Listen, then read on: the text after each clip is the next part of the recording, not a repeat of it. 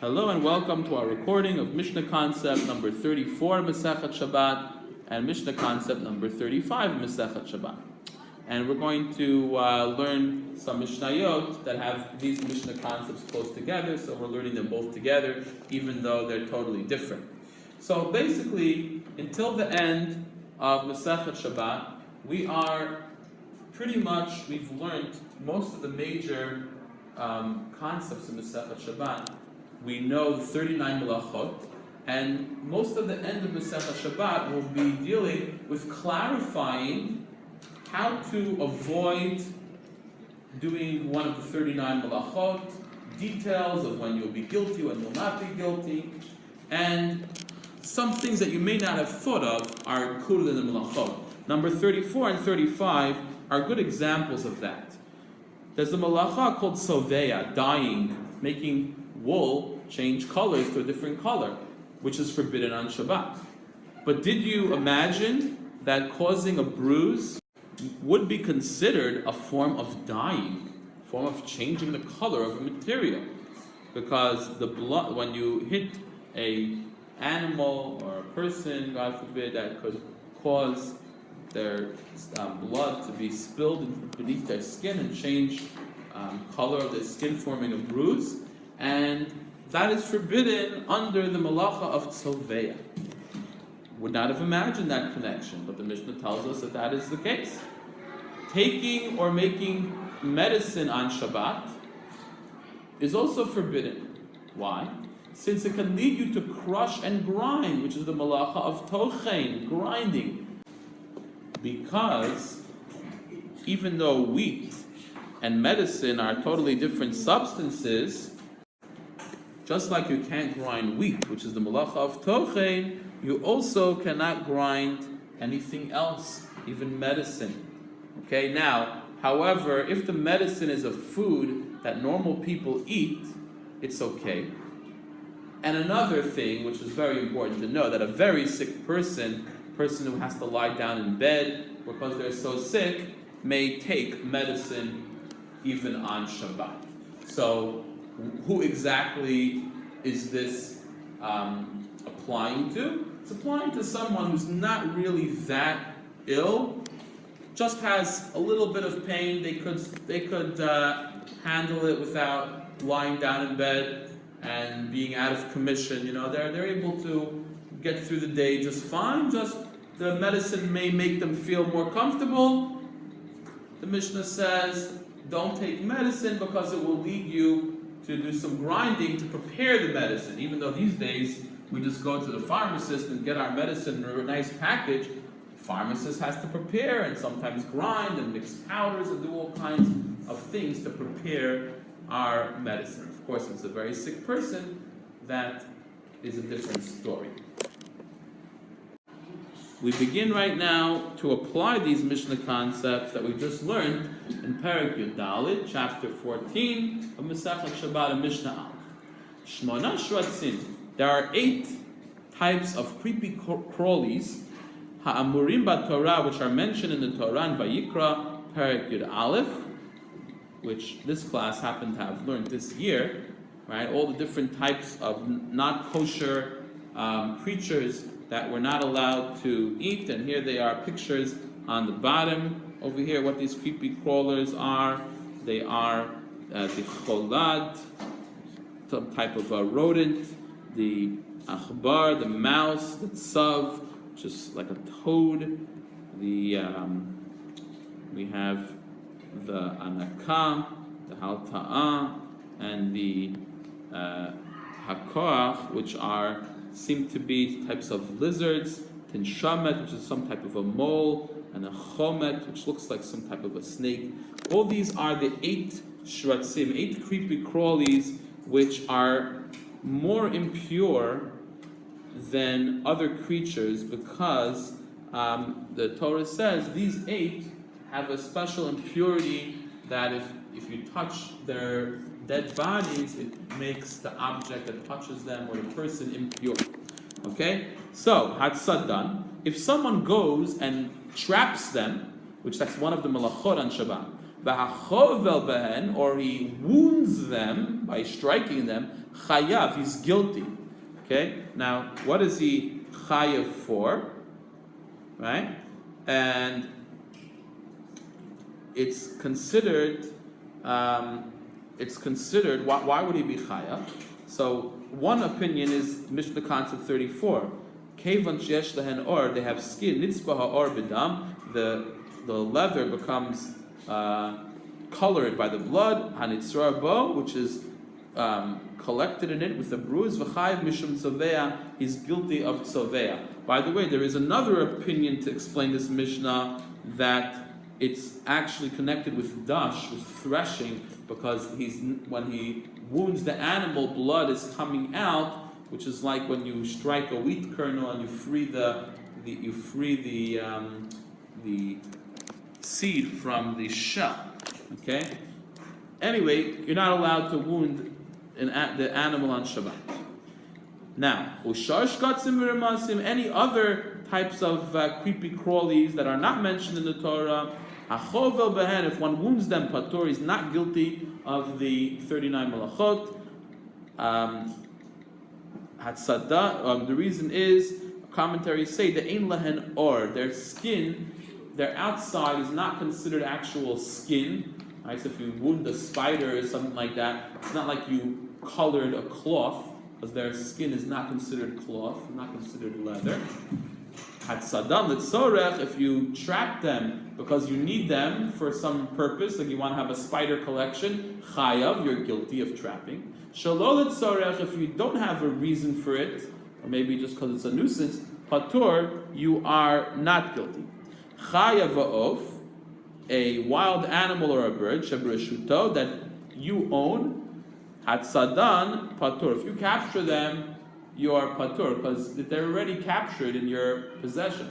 But if you wound them, chayav, you're guilty. Okay, so here's a picture of somebody trapping some type of a rodent or hitting them, or here's someone trapping a chicken, which is on his farm, let's say. That's not considered the malacha of trapping, because it's already trapped, it's in your yard. Hitting a animal that you own, that's considered the malacha of tzavea, or according to the other opinion of dash, and we may not do that on Shabbat. For Mishnah concept 35, we begin with Mishnah Bet. Eino sin hilmi b'Shabbat. You can't make a mixture of heavy salt water, like a brine on Shabbat, that you would use, let's say, to put pickles in, right? You put the cucumbers in the brine and it becomes pickled. Aval osahu at mei hamelach. You can make salt water, like a little bit of salt water. V'tovo be'en pito, and dip your bread in it, v'noten l'toch hatavshil, and put it inside of a cooked food. Now, this is talking about non-such a major mixture, that it is considered okay. Now, the reason for this is that it's a lot of work, and it's made to fix, to be mitaken, to fix and prepare foods, like to take a pickle, let's say, a cucumber, and pickle it in the pickle juice, right? So you're not allowed to do that on Shabbat. A little bit to eat is okay. Now, we try to stay away from doing that on Shabbat. Even on Pesach, we have to make salt water for the Seder.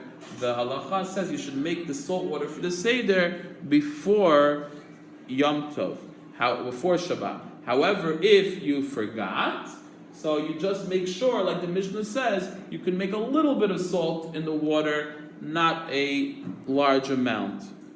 Okay? Rabbi Yossi says, V'alohu hilmi bein merubah bein muat.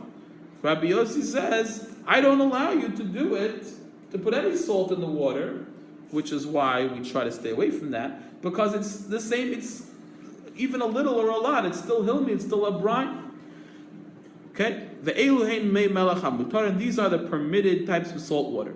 Nosen shemen, but chilaf, you put oil inside, l'toch hamayim, or l'toch hamelach, or in the salt. So then it's not considered you're making some type of a dressing over here, and that is allowed because it's for your food. Actually, in the commentaries over here, another reason for not making a heavy amount of salt water on Shabbat is because it's part of the malacha of me'abed, of tanning a skin, of an animal. You have to make the hair fall off, so you put it in a heavy mixture of chemicals, or maybe even hilmi, or some type of mixture like that makes the hair get loose and fall off. So therefore, that's another reason we shouldn't make that type of mixture on Shabbat.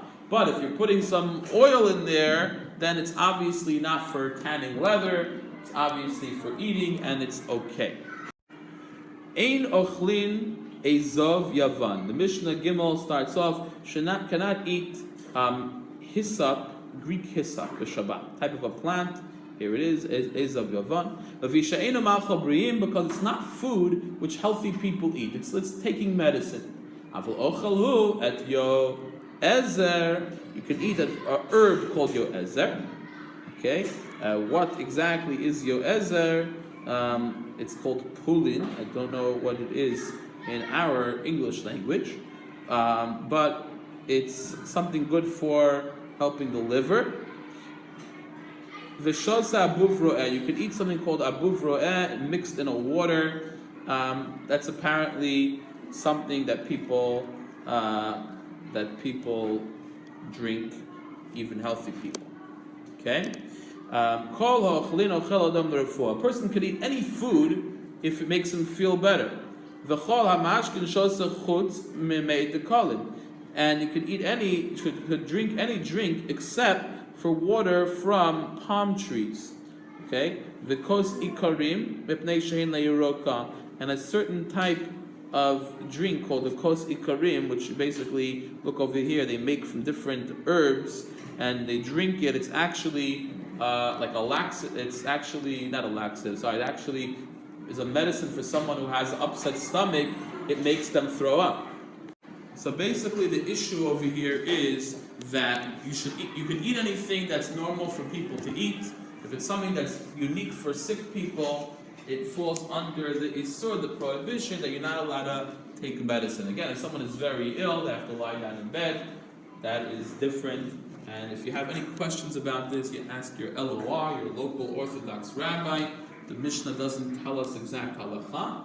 It's more of opinions and concepts. So for a real halacha, you have to ask your local rabbi to tell you exactly what to do in your case. Also, kids, by the way, are more lenient because kids are considered weaker than adults, and it's not safe for kids to be allowed to be sick, even in a way that an adult would be okay. You have to be more sensitive and careful with children. Mishnah Dalid, HaChoshesh B'shinav, someone who has a toothache, Lo Yigma Behen Es HaChometz, he should not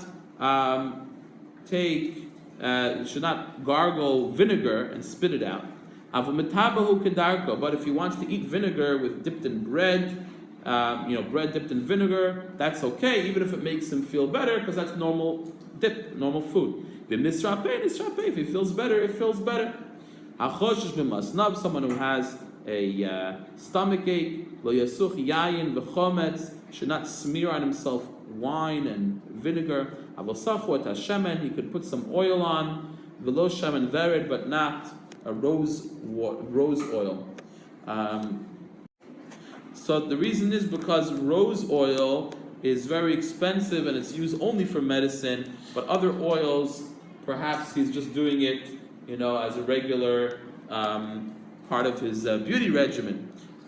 Okay, b'nei malachim, however, princes, sachin, shemen vered, could smear on themselves the expensive rose oil, al makotein, even on their wounds, shekein darkam asuch b'chol, because they normally, anoint themselves, splash on as part of their beauty regimen this rose oil. Rabbi Shimon Omer, Kol Yisrael b'nei malachim heim. Rabbi Shimon says a very nice statement, but the practical ramifications for halacha are that Rabbi Shimon says that every Jew can put on the rose oil. Why? Because he says all Jews are considered princes, therefore we can smear on the expensive oil and it won't be considered for medicine.